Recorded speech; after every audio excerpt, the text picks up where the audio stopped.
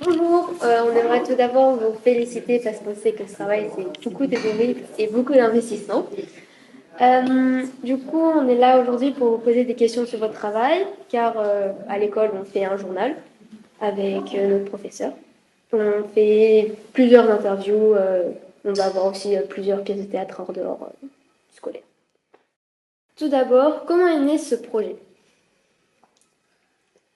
Alors c'est Xavier Lemaire qui en fait en passant dans une des rues parisiennes où il y a d'innombrables plaques au-dessus des écoles où il y a eu malheureusement ces événements d'absence d'enfants à la rentrée scolaire 42 et même bon, 41 aussi, etc.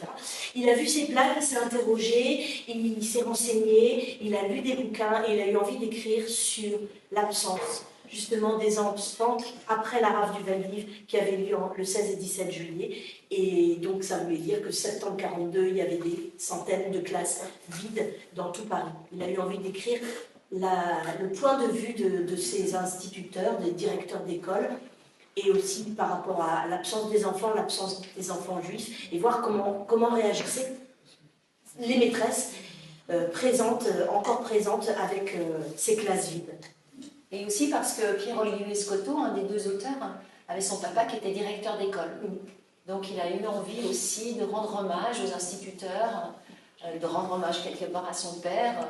Voilà, ça le touchait tout particulièrement puisque lui, il a vécu toute son enfance dans une école à côté de son papa. Comment avez-vous travaillé vos rôles? Oula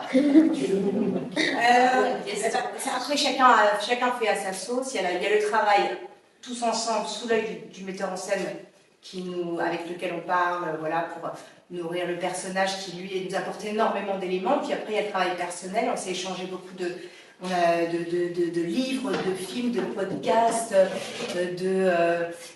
voilà, on a fait tout un travail aussi d'investigation personnelle. Et voilà, moi en l'occurrence, j'ai une de mes tantes qui était résistante et qui a écrit un livre. Et elle était institutrice aussi, donc je me suis beaucoup nourrie de ce que j'avais lu dans ses mémoires. On aurait un personnage, voilà, autre chose.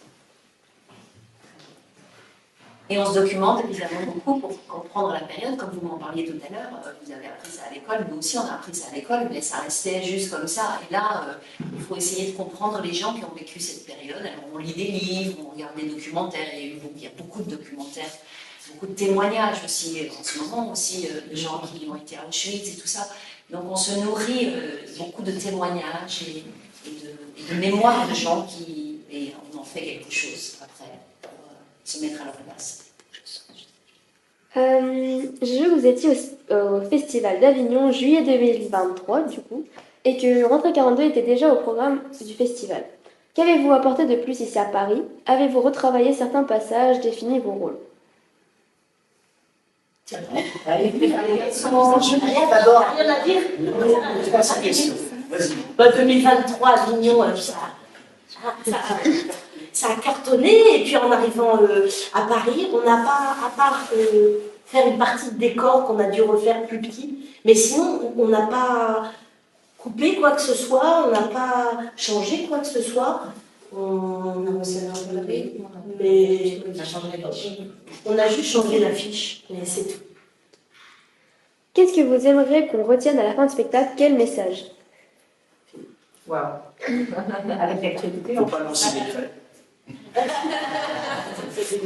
Et vous, qu'est-ce que vous avez entendu comme message? Même si c'était il y a longtemps, on sait que c'est encore dans l'histoire de la France et que c'est triste. Même si c'était des jeunes qui avaient le même âge que nous et qui sont morts malheureusement parce qu'ils étaient juifs. Du coup. Voilà. Vous pensez que c'est quoi notre message? Je sais pas trop. Il n'y a pas de bonne réponse, hein, c'est juste que vous comme ça, vous avez ressenti. On retourne de question. C'est Jacob.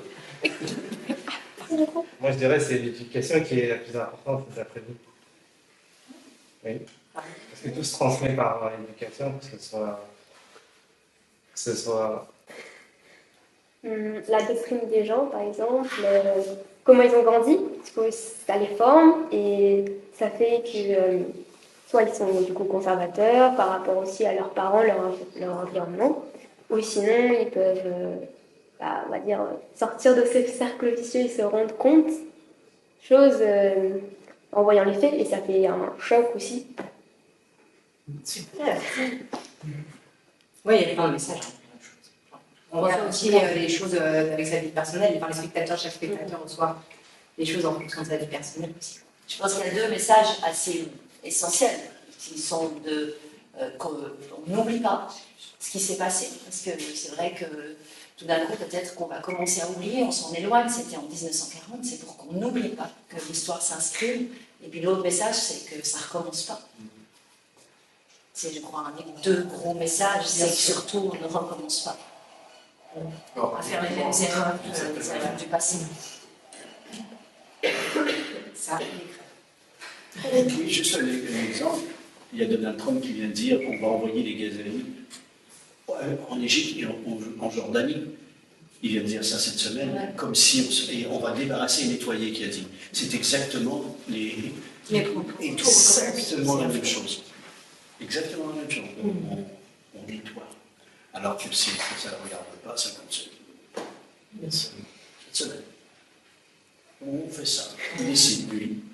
Bon, merci beaucoup d'avoir répondu. Merci. C'est impatience.